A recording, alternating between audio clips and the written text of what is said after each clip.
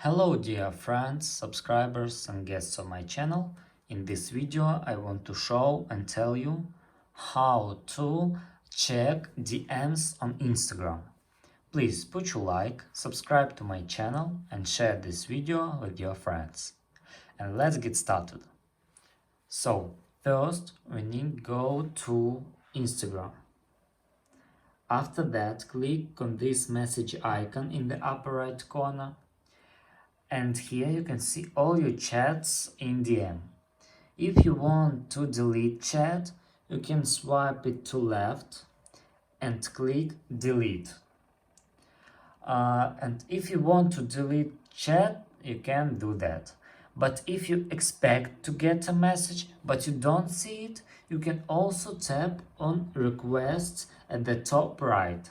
And this will show any of your message requests along with your hidden message requests.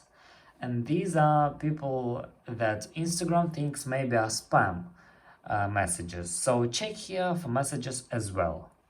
And that's all.